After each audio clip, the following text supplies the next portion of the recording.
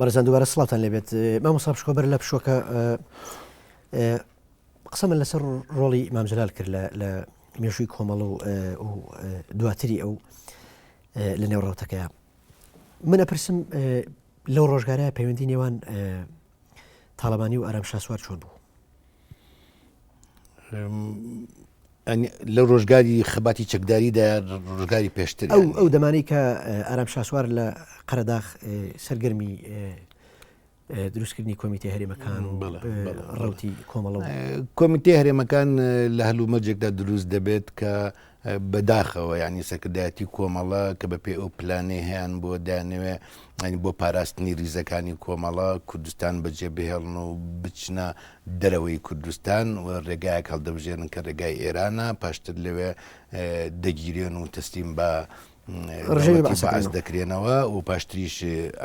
ئەنجامەکەی دەزانین کە بەشێکیان با بڵێم ئێعدام دەکرێن و کاک شەهاب و کاک جعفەر و کاک ئەنوەر وەکو سێ شەهید یا سێ ڕابەری کۆمەڵە ئێعدام دەکرێن و ئەوانی دیکەن حکم دەدرن بە چەند ساڵێک لە 6 ساڵەوە بۆ ئەوەندا. ینی لێرەدا ئەو گورزەی کە بەر ڕێخستنی کۆمەڵە کەوت لێرەدا دەرفەتێک بۆ کۆمەڵێک کادری شۆڕژێری کۆمەڵە کۆمەڵە کادری هەڵسوڕاوی کۆمەڵە دێتە پێشەوە کە بتوانن هەوڵ بدەن کە ریزەکانی کۆمەڵە یەک بخەنەوە و بیگرنەوە و جۆرێک لە سەرکردایەتی نوێی بۆ دروست بکەن و هەر ئەم سەرکردایەتیش ئەرکی ئەوەی ئەکەوتە ئەستۆی خۆی کە بتوانێت ئامادەسازی بۆ بەرپاکردنەوەی شۆڕش و نەردە دەرەوەی مەفرەزەی چەکدار بۆ چیاکانی کوردستان لا ئەستۆ بگرێت. ئەنی ئەمە دەورانێکە فترێک کە شەهید ئارام وەکو کادری یا بڵێم وەکو کادری سەرەتایی و گروپی یەکەمی کۆمەڵە وەکو کەسێکی ڕۆشنبیر وەکو کەسێک کە لە بواری فکر و معریفە ئەوانە لە چاو ئەو سەردەمەوە ئەو کاتەی کۆمەڵە ڕەنگە کەسێک بە لە کەسە دیارەکانی بە پێ ئەو گێڕانەوانەیە کە ئێمە دەیخوێنینەوە ینی لە ناو سەرکردایەتی کۆمەڵەدا یانی وەکو کەسانی تویریست و ینی کەسی ئەوە مەسا کاگارام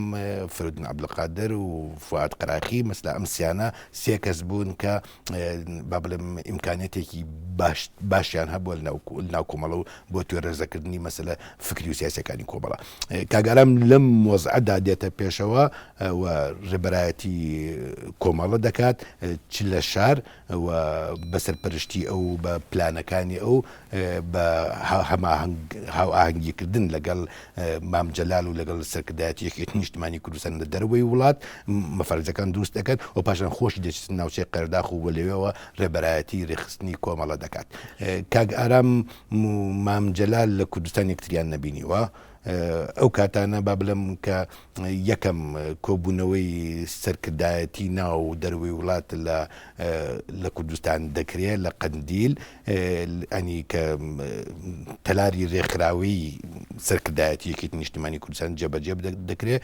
کاک ئارام ئەو کاتە هەر لێ پرسراوی یەکەمی کۆمەڵەیە و ئەندامی مەکتەبی سیاسی یەکێتی نیشتیمانی کوردستانە. بەڵام قەدەرەکان وای کردووە کە کاک ئارام نەتوانێت بچێتە هیچ کۆبوونەوەیەکی سەرکردایەتی یەکێتی نیشتیمانیەوە کە بەوجودی مام جەلال و نەوشیرا مستەفا. ئەمە قەدەر بووە یا بەمەبەست بووە؟ من پێم وانییە بەمەبەست بوو بێت. ڕەنگە کاک ئارام جۆرێک لە تێڕوانینی جیای لەسەر با بڵێم لەسەر شێوازی با بڵێم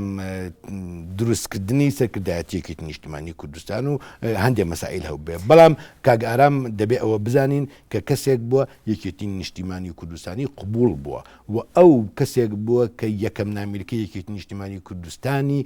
بۆ کوردی وەرگێڕاوە یەکێتی نیشتیمانی کوردستان بۆچی ینی ئینسان ئێمە دەتوانین ینی گەرمایون لێکۆڵینەوە بکەین دەبێت لێکۆڵینەوەکان جیا بکەین ینی ئاوان نییە کە ئەم قبولی بووە ئەم دژی مام جەلال بوو ئەم شتەکان ئاوان نیە. بەڵام نەدژایەتی مامۆستا ببەخشە یەکێک لە بۆچوونەکانی ئارام شاسوار سەبارەت بە بەشداری مام جەلال و قورسایی مام جەلال لە کۆمەڵەیە دەوترێ ئارام شاسوار و توێتی بە تاڵەبانی سکرتێر بێ بەڵام لە ئەوروپا بێ و نەیەتەوە بۆ کوردستان. ئارام شاسوار پێی وا بووە کە سەرکردایەتی کۆمەڵە بە جۆرێک لە جۆرەکان پاشەکشیان لە بیرڕا و ئامانج و استراتیژی کۆمەڵی ڕێژدران کرد لە ڕۆژگاری ئەم قسانە چەند ڕاستە یەک دقیقە ینی هەندێک شتێت دەکۆمنت نییە بەڵێ وەکو منیش بۆیە پرسیارەکەم ئارام وەکو کەسێکی بیرتیش وەکو کەسێکی باڵمە سەرکردێکی قاڵی کۆمەڵە و بستنەوە چەکداریەکە لە ماوەی ئەو 2 ساڵێک کە لە دەرەوە بووە دەتوانم بڵێم ڕەنگە هەندێک بۆچوونی هەبوو بەڵام ئەو بۆچوونەیە کە گوتوێتی بە مامجار سکرتێری یەکێتی نیشتمانیان بەڵام نێتەوە دەکۆمنتێ بۆ ئەم مەسەلەیە بەڵام من دڵنیام و ئەوەش ڕەنگە جۆرێ لە دۆکۆمنت هەبێت کە کاک ئارام یان یەکێتی نیشتمانی کوردستانی قبول بووە سکرتێربوونی مامجلالیشی لە ناو یەکێتی نیشتمانی کوردستانە پێ قبول بووە بەڵام قەت ئەوەی قبول نەبوو مامجلال بوون لە سکرتێری کۆمەڵە بچ مامجلال سکرتێری یەکێتی نیشتمانی کوردستانە و پێی وا بووە کە دەبێت سەربەخۆیی کۆمەڵە بپارێزێت و دەبێت کۆمەڵە ڕێکخراوێکی چینایەتی مارکسلینیستی چینایەتی بێ لە کوردستاندا و سەربەخۆیەکی تەواوی هەبێت و هەمیشە هەوڵی داوە بۆ ئەوەی کە ینی کۆمەڵە هەرگیز لە ناو یەکێتی نیشتمانی کوردستان نەتوێتەوە و ئەوەشی با بڵێم جەنابەت گوتت کە ببوورە شتێکی کە جگەلەوەی پێیان وا بوو کە سەرکردایەتی کۆمەڵە لە ئامانجی سەرەکی ڕەوتەکە لای من حەزەکەم ئەوە بزانی سەرکردایەتی کۆمەڵە ئەو کاتە کاگارام خۆی لە ترۆپکی سەرکردایەتی کۆمەڵە بووە و ئەو کەسانشی کە سەرکردایەتی کۆمەڵیان کردووە ئەندامانی کۆمیتەی هەرێمەکان بوون مەلا بەختیار بووە سەلار عەزیز بووە ئازاد هەورامی بووە کاک ئارام بووە شەهید عەبدوڕەزاق بووە ینی ئەمان ینی خۆیان هەولیان داوە کە کۆمەڵە لەسەر ئەو با بڵێم مەسئلە فکری و سیاسی و بەرنامەی خۆی بەردەوام بێ لەبەرەوە ئەگەر شتێکی ئاوا هەبێت دەبێت پاش شەهید بوونی کاک ئارام بێت بەڵام کاک ئارام هەمیشە پێداگرتووە کە ئەوە ینی کۆمەڵە دەبێت سەربەخۆیی خۆی لە هەموو کاتێکە بپارێزێ و هەندێک جای ڕەنگە پێی وا بێ کە کۆمەڵە دەبێت با بڵێم بزوتنەوەی سیاسی چەکداری کوردستان گەورەتر لە یەکێتی نیشتمانی کوردستان وەکو هێزی سێمیش دەرکەوێت بەڵێ ینی ئاوا بووە کە ینی کاک ئارامێکێک بۆ لەو خەڵکانەی کە لەو نێوچانەی کاری تێدا کردووە ینی هەمیشە هەوڵی داوە کە جۆرێک لە هەماهەنگی و جۆرێک لە سات و سەودا و جۆرێک لە ڕێکەوتن لەگەڵ قیادەی موقەتی ئەو کاتانە بکات ئەنی بەستم ئەوەیە ینی ئاوا نییە ینی کە کاک ئارام مەسلا پێوا بێکە ینی سەرکردەکانی کۆمەڵە پاشەکشیان کردووە ئەگەر پاشەکشەیەک لە خەتی چینایەتی خەتی فکری مەسەلە تیوریەکانی کۆمەڵە کرابێ دەکرێت پاش قۆناغی شەهید بوونی کاک ئارام بێت ئەگەر لە قۆناغی ئەودا مەسئلەیەک نەبووە ڕاستی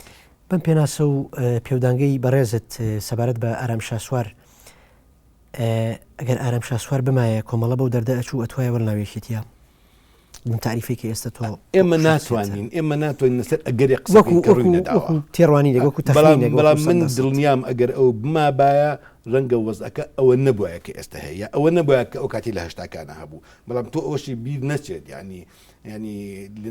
ناو کۆمەڵەدا بەتای بەشی پاشی ساڵی 79 ئەوەی کە برادرانی زیندان دێنە دەرەوە و تێکڵاوی بزوتنەوە چەکداریەکە دەبن و کە خۆشیان سەرکردایەتی کۆمەڵە بوون و شەرعەتیشیان هەبە ئەوەی کە سەرکردایەتی کۆمەڵە بن ڕاستیەکەی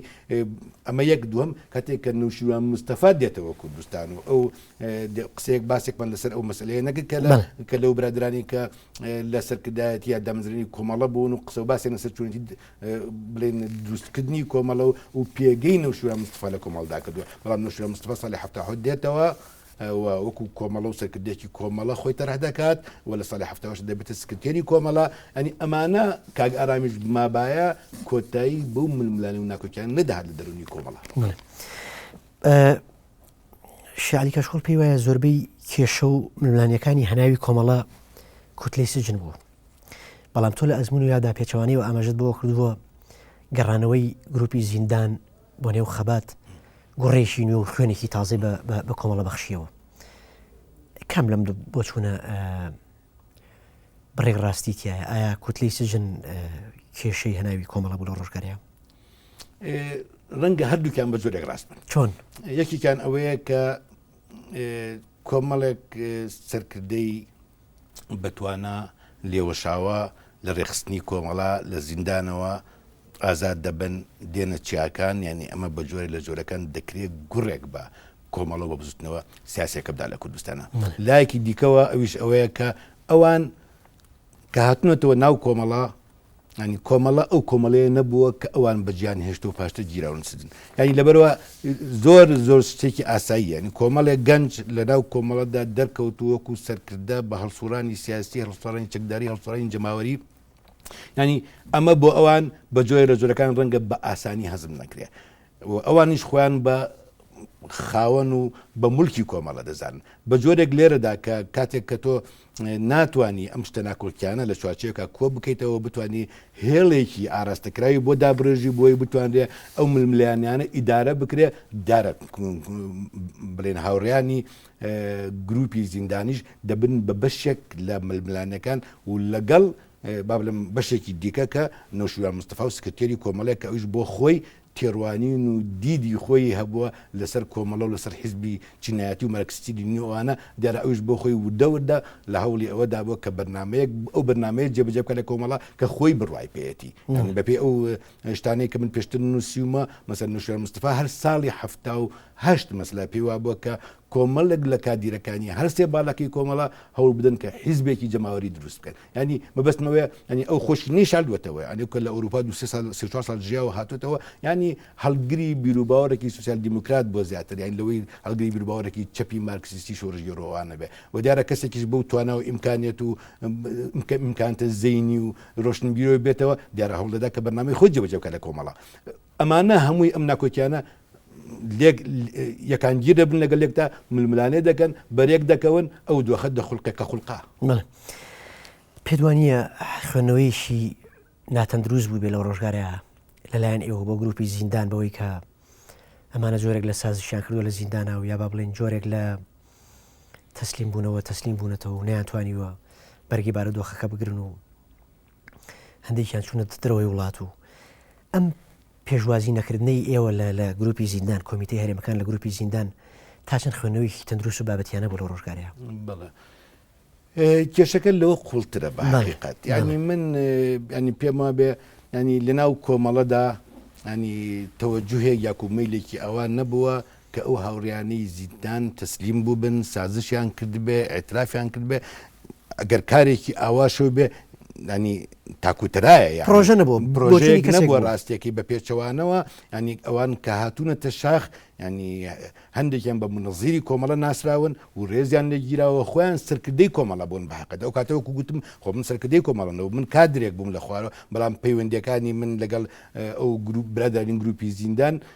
چەند باش بووە لەگەڵ برادرانی کۆمیتەی هەرێمەکانی شەر ئەوە باش بووە بەڵام لوبی باولم نێوەڕۆکی یان نێوئاخنی کێشەکان ئەوە نەبووە بەحقیقەت اینجا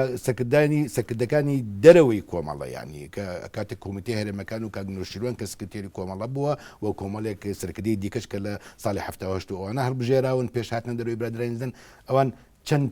با بڵێم پێشوازیان لێکراوە پێشوازیان لە گروپی زیندان کردووە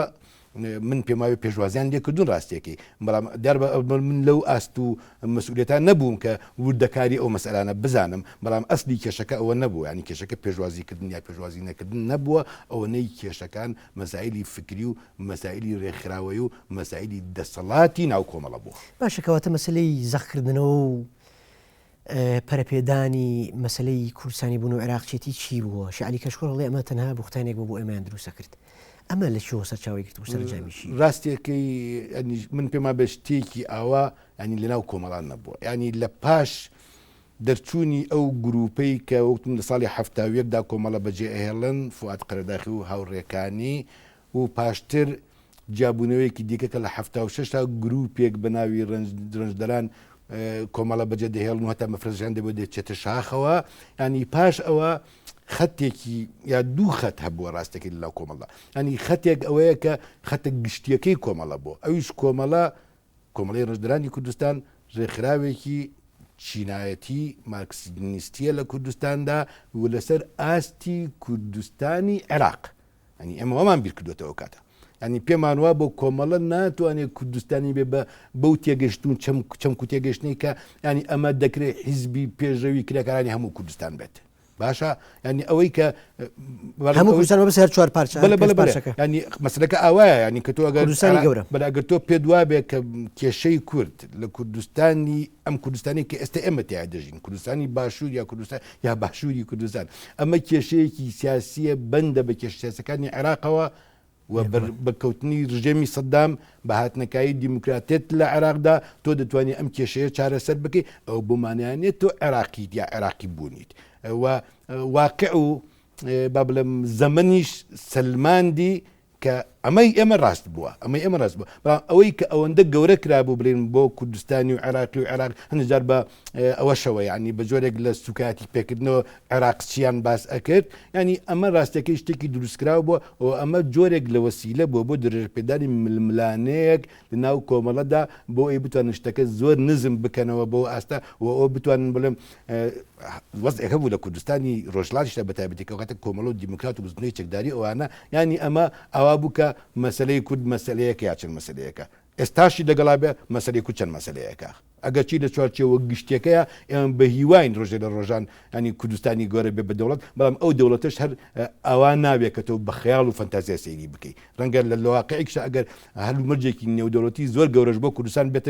بۆ ئەم ناوچەی بێتە پێشەوە و کوردستان بتوانێت لە هەر چوار پارچەکەش سەربەخۆ بێ دیسانەوە دەوڵەتێکی یەکگرتو زۆر ئەستەمە ئێمە لە شاخ و داخێکە بچن حیزب و ڕێکخراوێکەوە نەمان دەتوانی بگونجین و چارچەوەی بەرەیەکە کار بکەین دەبێت ئەم هەموو حیزب و ڕێکخراوی کوردستان چۆن بتوانن لە دەوڵەتێکا کۆ بنەوە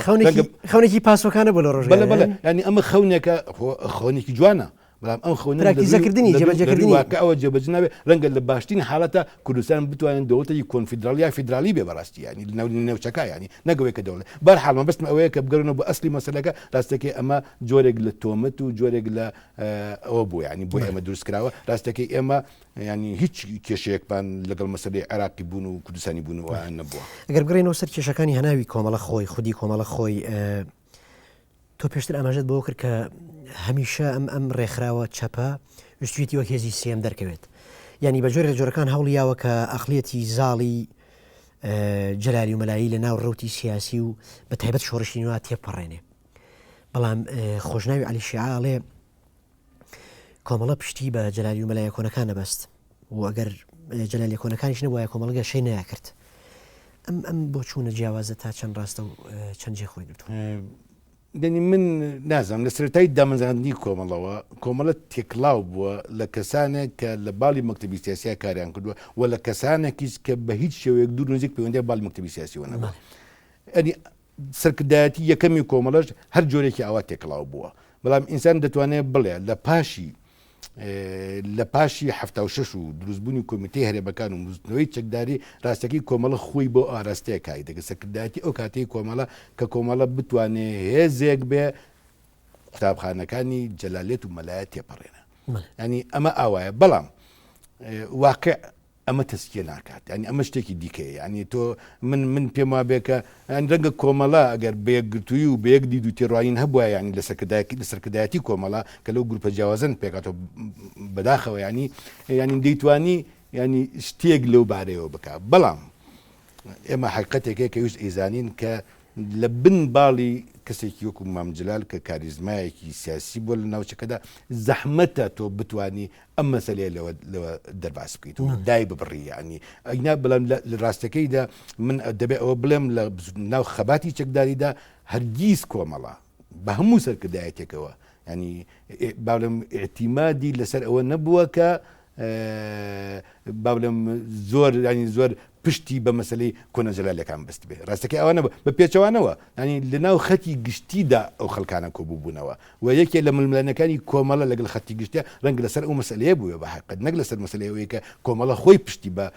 تێکۆشەرانێک بەست بێ کە پێشتر ناوباڵی مەکتەبی سیاسی یاخود جەلالی بوون ئەوە نییە باشە باسی خەتی گشتی ترکەواتە با من بپرسم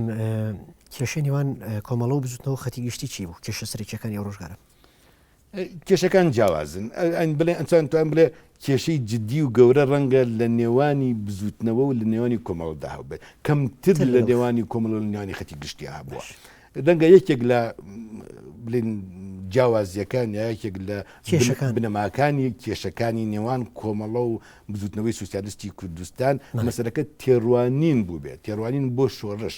بۆ شۆڕش بۆ میکانیزم بەڕێوەبردننی شۆڕش بۆ استراتیژی بزوتنەوەکە ئەمە جگەلەوەی لە مەسلەی دابشکردنی دەسەڵات و چەک و ئیمکانات و پۆستەکانی ناوسەرکردایەتیەکێتی نیشتمانی کوردستاندا کۆمەڵە بەوەی کە داینەمۆیەکێتی نیشتمانی کوردستان بووە ڕەنگە پێوە بووە یا واژ بووە لە ڕاستیدا هەندێک جار غەدری دەکراوە ناکۆکیەکان ئەوە بوو کە بزوتنەوەی سوسیالیستی کوردستان زیاتر و زیاتر هەوڵیە بڵێن خەڵکانێکی عەشایری ئێجگار کۆر گەورە کۆبکاتەوە وەکو تەزاهورێکی مسەلح بۆ ئەوەی بتانی تۆ حکوومەتی بەعز ناچارەکەی مفاوەزت لەگەڵا بکە بەڵام ئەم مەسەلەی لای کۆمەڵە شتێک نەبوو بە حەقیقەت این کۆمەڵە پێوە بوو کە دەبێت شۆڕشێکی درێژەخایان لە چوارچێوەی با بڵێم یا بە سەرکردایەتی نیمچە بەرەیەکت پاشتر بێ بە بەرا و کۆمەڵە بێتە حیزبی پێشڕەوە سەرکردایەتی ئەم بەرەیە بکە بتوانێت ئەم بزوتنەوە ڕزگاری خوازە لا دێەوە بۆ شار بەرەو سەرکەوتن بەرێ ئەنی ئەمە ڕەنگە خاڵە جەوهریەکانی ناکۆکیەکانی نێوان بزوتنەوەی سوسیالیست و کۆمەڵی ڕەشدانی کوردستان بووێت لەگەڵ خەتی گشتیا ناکۆکیەکان زۆر بەهێز نەبوون ڕاستەکە ناکەن هەر ئەو بۆ ڕەنگە هەندێک جار کەسێک هاتە دەرەوە مەسەلا ڕەنگە سابقەیەکی ئەو تۆشینەوە بێ یا توانێت لێوەشاوێکینەوە بێت مەسەلا زۆر بە ئاسایی هاتە سەرکردایەتی یەکێت نیشتمانی کوردستان لەبەروی خەتی گشتی بۆ من یا دەبوو بە مەسوولی لق یا دەبوو بە شتێکی لەو بابەتانە ینی کێشەکان وردەکێشە بوون ئەو کێشانیان ئەوەنە قابلی چارەسەر بوون ینی بەڵێ تو ئەمەژت بە خاڵێک کردو ئەڵێ لەو ڕۆژگارەیە کادر و ئەندامانی کۆمەڵە هەم لە ڕووی چەک و تەخەمەنیەوە هەم لە ڕووی بەرگ و پۆشاکەوە هەژار و شڕۆڵ دیار بوون بۆچی ئەمە ڕوئە لە کاتێکا کە ئێوە کۆمیتەی هاوبەش و هێزی هاوبەش و سەرکردایەتی هاوبەش و بەرپرسیارەتی هاوبەشتان لە ریزەکانی هەرسێ بەرەی خەتی گشتی و بزوتنەوە و کۆمەڵای ئەنجامەیە یعنی ئەگەر کەسێک لە بزنەوەی سوسیالیستی بکرایە بە بەرپرس ئەبوو کەسێک لە کۆمەڵەشی لەگەڵ بێ کەسێک لە خەتی گشتیشی لەگەڵ بێ بەڵام تۆ گلید لە بەخشینەوەی دەسەڵات و پەخشانی دەسەڵاتە بۆ لە ڕۆژگارەیە چۆن بوو ئەو ینی بۆچی ئەوە بڵێ ینی ئێمە کە سێری هێزی کۆمەڵ یا مەفەرزەکانی کۆمەڵ ئەەکەی ناوێکیت نیشتمانی کوردستانە ینی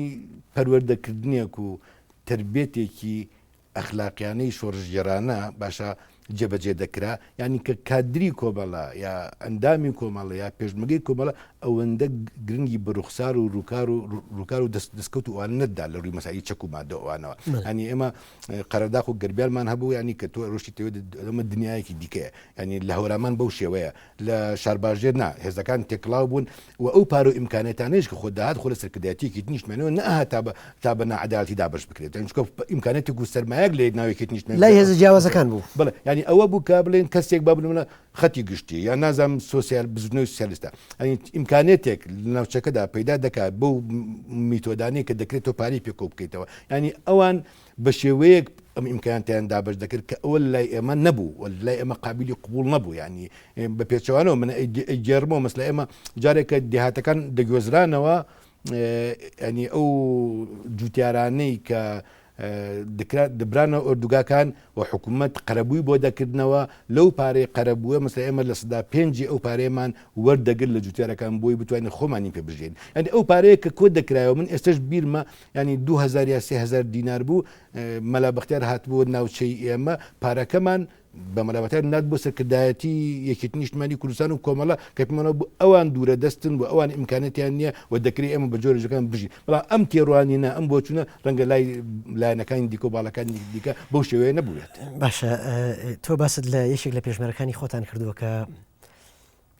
بنێشتی کردووە لە شاخ بۆ ئەوەی پارە کۆ بکاتەوە و بیبەخشێتە شۆڕش لە لایشکەوە قسە لەسەر ئەوەیە کە لە نێو کۆمەڵی ڕەنجدەرانە کەس نەیتوانیوە شوێنی باوکی بگرێتەوە ماماکان ئەگەر باوکی پیاوێکی ئەزمموی گەورەی سیاسیە بوو بێ و کەسێکی دیار بوو بێ ئەم جۆرە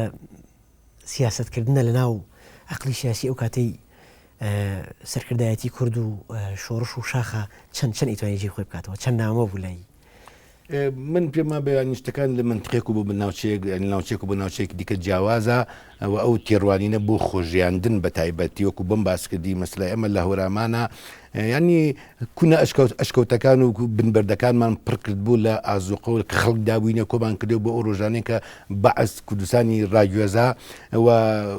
شەید ئەحمەد گریانەیی ینی لەو شاخانەی منتیقی بۆیون و هاوار و ئەوانە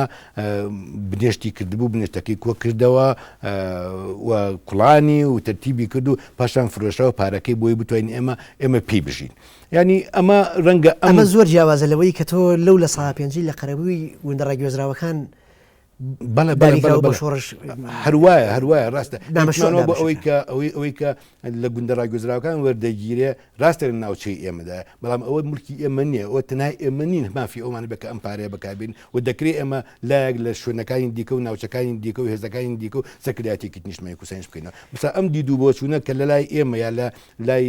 کادرانی کۆمەڵە و هێزی کۆمەڵە و مەفرزەکانی کۆمەڵەوە ڕەنگە لە شوێن دیکە بۆ شکلەنەوە ڕاستێکی من دەتوانم جەخت لەسەر ئەوە بکەم کە